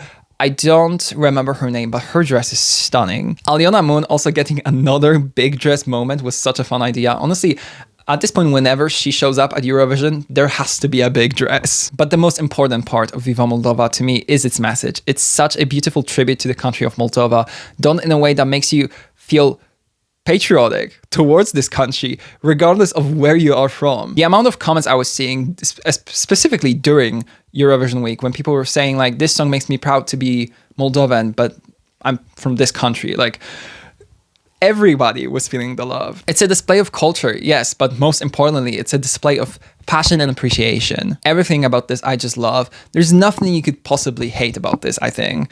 And the joy is just overflowing, and I am so proud to be Moldovan. I'm not, I'm Polish, but doesn't matter. Moldova gets 6th place in my ranking. First of all, did anyone notice that this song sampled the 2024 stage ready sound? This is probably the most current sounding song in the contest this year. It sounds very much like something that would be a massive hit with the girls and the gays. And well, guess what? It is. This song has one of the best builds of the year. It creates momentum, and it all explodes in the final chorus. It's a bit messy, a bit dark. It feels like you're at a nightclub. Everything is getting hazy, but everyone keeps dancing. It's a perfect visual that just spawns into your head when you're listening to it. I saw a TikTok actually when someone said, how do I explain to the assistant at my fragrance store that I want to smell like this song? And it made me giggle, but also like, yeah, I agree. Soren is a professional and it shows. His dancing is amazing and the voice on that guy is incredible. I love the little bit of like roughness that he introduces to his high notes. It makes everything feel so much more gritty and grounded. It's such a moment. The staging was elevated a bit from Dansk Melody Grand Prix and it works so well. I love this concept for a staging, and I also love the color story of this performance when we start with this weird pale blue almost, and then we transition into just fiery explosions basically. There's nothing that I could possibly find to hate about this. Denmark places 13th in my ranking. I just talked about France and how they are basically cosplaying a winner in this edition, and this, I would say, was another such case, just slightly different. Finland sent a song that easily won over the fandom and was immediately considered to be a favorite to win. This title of frontrunners was kind of bestowed upon them because their song sounded like a very realistic Eurovision winner. It just made sense. When you listen to the song, it's clear that it's epic enough to feel like a winner. But a winner, it isn't. I think that's why Liken Heaton lost, in my opinion. It's a song that feels like such a stereotypical winner. It's so clearly winner material that almost, I don't know how to describe it. It oversteps the line of being a winner and makes people disinterested in voting for it. I don't know if I explained it correctly because I can't quite put it, but it's that kind of feeling of like, this is such an obvious winner that I don't want to vote for it. The song itself, though, is actually really good. The violin adds to the cinematic character of this entry, but Pete also delivers vocally. He only kept improving until the grand final. I also just love the concept of a song basically being about being so horny that it's killing you. Like, that's crazy. And I also just love the fact that this is another horny entry from Finland in a row. Like, they just sent Ishkama last year and now we're getting this. Like, okay, Finland. Okay, Finland. I also really enjoyed this performance, especially Linda's presence in it. Her walk and that pose that she hits in the final part, she's everything in this. And also she played her violin live, which is so iconic. I know some people complain about that and call that like favoritism, which to me is not right, because first of all, they did not win. So I guess the favoritism didn't work after all, didn't it? Well, so we know that none of the other delegations asked for the permission to play live instruments. So like, why are we mad at Finland for asking? Okay, if Luxembourg wanted to do that, they could have just asked. Easy. Overall, I think Finland shouldn't be deterred by this result. This is an amazing placement, and even though it probably should have been Tampere 2027, you guys are clearly so close to that victory. It's this close, and it will happen soon. I just know it. Finland places 7th in my ranking. I think I need to start this section by saying that I think Sal Da Vinci is impeccably charming. He came to Eurovision with one goal, and that is to charm everyone, and he succeeded. At every moment, he was just the biggest ball of joy and fun, and I adore him for that. He is also so clearly humble. That moment when he finished his performance in the grand final, like, man, that was so moving. I feel so proud of him. Sometimes Baby Girl is a 50-year-old man. And that's how it is. Per Sempre Sì is a very charming song, again. And it's the perfect example of dated music in Eurovision that also is successful. This song is so nostalgic. It being about the wedding and the entire staging itself being a story of a preparation for a wedding is just perfect. And it also features that Italian flag reveal from a dress, which is just perfect. It's so camp. The real thing that sells me on this, though, is Sal himself. He is so charismatic, but you can also genuinely feel him enjoying himself when he's performing. And even if vocally he was imperfect, he makes up for it with his charisma as a performer. I adore this entry. I think all of the people who are hating on this need to go outside, touch some grass, just like Sal Da Vinci was doing in those postcards, and accept that sometimes Eurovision isn't about a perfect vocal performance or a perfect, sleek choreo. Sometimes it's just about emotions, what an entry makes you feel, and that's what matters most. This is possibly the happiest Eurovision entry ever. Italy places 10th in my ranking. I don't know if you can see it, but it's there. I love Sal Da Vinci. When I see a diva like this, I just have to stand. Eclipse by Delta Goodrem in the studio isn't my favorite song, even though it has things that I like for example, that harp intro in the beginning, that is stunning. But then this pretty regular ballad with a great vocal makes it to stage, and suddenly it turns into the moment of the night. Delta is a generational performer. This is one of those performances where you can just sit back, relax, because you know you're watching a professional at work. She looked amazing, sounded insanely good, and gave us a show. That one hair flip she did, that will forever be just like engraved in my brain. I also started appreciating this entry even more after learning about Delta's story and how she basically had to relearn how to speak and sing. And look at her now, making the entirety of Europe and Australia lose their wigs with how phenomenal she sounds. This song being so high with the juries and bringing Australia back into the final, but also back into the top 10 is so deserved. Again, in the studio version, I don't find it that amazing, but this performance is magical and gives this song so much more life. This will probably remain one of those entries that I won't be streaming that much, but I will from time to time go back to just rewatch it. We only have 2 entries left, and now let's talk about the actual runner-up of the contest in the form of Romania. Imagine you come back to the contest after 2 years, your last entry has been received very poorly, you put basically nothing into it, it flopped, and then you come back this year, you nearly win the entire thing, place second in the televote, and also introduce the entirety of Europe to one of the greatest superstars we could have ever been introduced to for Eurovision. Well, this is what Romania did this year. Choke Me as a song is just so good. I love this pop rock sound with Alexandra's mix of operatic vocals and screams. The lyrics of it are so good.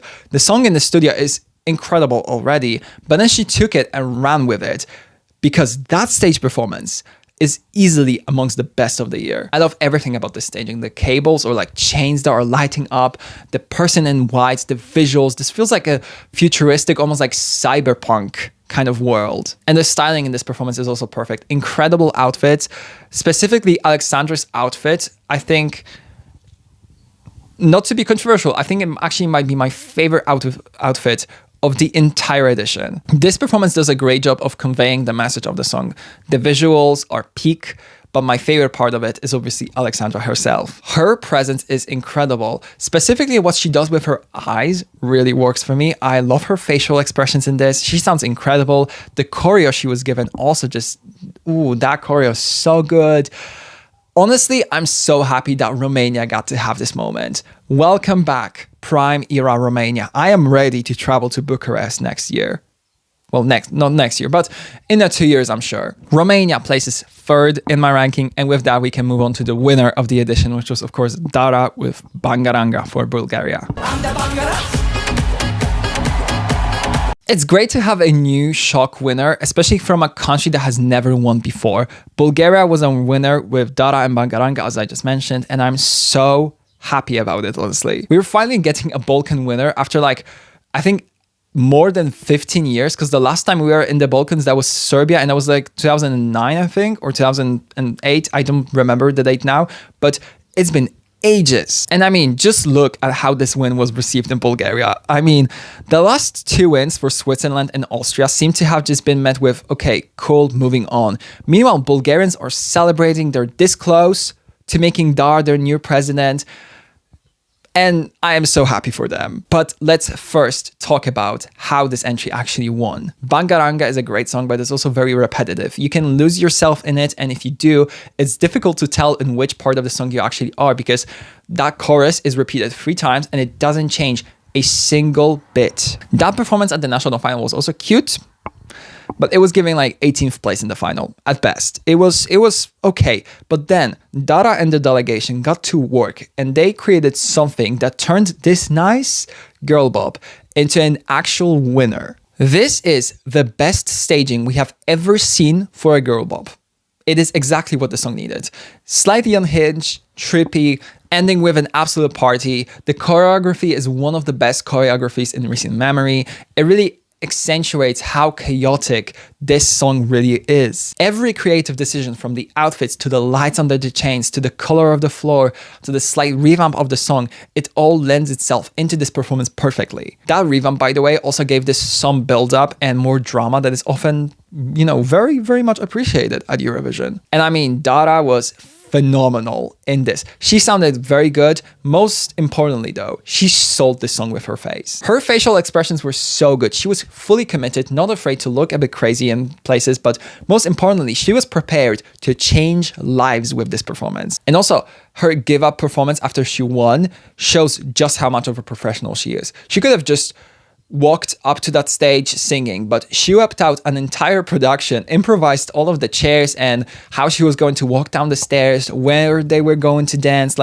It was a full-on professional performance, even though she was probably very emotional in that moment. This is an incredible winner. It's fun, but it's also creative, and it relies on the performer's personality. There's nothing bad to say about this, honestly. That win was so incredibly deserved, and I'm so happy for Bulgaria that now they're going to get to host their first ever Eurovision. I'm so happy that they also can celebrate this result, because she won both the juries and the public. I believe this is the biggest winning margin since Alexander Rybak won for Norway, so that is a massive record. And just in general, I think this entry could start a new era of Eurovision, both musically and when it comes to the organization of the contest. Musically, I think this entry showed that all it takes is to get a good performer and get a song that fits with the performer, because this song clicks with Dara so so perfectly. But also, I think this win is now going to allow for a Eurovision where much more of Eastern Europe could be represented. Bulgaria's hosting means that more Eastern European countries are going to be able to afford participation. And mind you, just before I started filming this part, because I am filming this on a different day, if you didn't, guess that before, we already know that North Macedonia is back in the contest this year. And that is purely because of Bulgaria's win. This could also mean that theoretically we could get countries back like Hungary, for example, possibly maybe even Slovakia. This is so exciting. We could genuinely be back to a Eurovision with more than 40 countries if the boycotters come back and Israel is removed. That is what I'm hoping for. I'm hoping for Eastern Europe, a renaissance, basically, another renaissance, just like the late 2000s were for Eurovision, where, basically the contest was won by like 7 Eastern European countries in a row. I think, I don't exactly remember the number, but it was just like a very, very much prime era. I need us to get back to that time. Oh, and by the way, Bulgaria finishes 5th in my ranking. I love this entry. It was such a deserved winner, and I'm so happy again for Bulgaria. With that, this is my complete ranking. You can look at it on the screen right now. I don't know if you can see the entirety of it because I can't see the camera angle right now, but if you won't be able to see it, I'm just gonna probably post it on Twitter as well, so you'll be able to see it there. With that, I do want to thank you guys for watching. This video was probably very, very long, and I apologize for that, but I did have a lot of stuff to say, as you clearly could see. Now, I don't want to make promises because I still don't really know how I'm gonna approach next Eurovision, whether I'm going to be back to making content about it or not. I think it's a lot of conversations that I need to have basically just with myself. I need to think about how I want to approach it, and I think the decisions of the EBU are also going to definitely impact that. I would love to be back to making Eurovision just in general, and I'm definitely thinking about it, but it's not set in stone yet. I don't know if that's what I'm going to be able to do next year. If you want Eurovision coverage from me, definitely let me know in the comments. Let me know what you think I should do. One Eurovision related thing that I will definitely be covering though, or at least try to cover, will be Eurovision Asia. I'm really excited for that. And that's like in November. So possibly there are going to be videos about that. But aside from that, I still want to continue making videos about other stuff. I mean, next week I'm going to be talking about a show that has just ended its run this week. It was a controversial final season, and I have a lot of things to say about it. So that's what we're going to be doing next week. And yeah, I have a lot of very fun ideas for future videos. So even if you came here for the Eurovision stuff, I hope that you can stick around for other things as well. With that, I want to say thank you so much for watching. If you made it till the end of the video, thank you so much. Make sure to comment down below, subscribe to the channel, like the video, all that stuff. I will be back next week with another video. But until then, take care. Bye.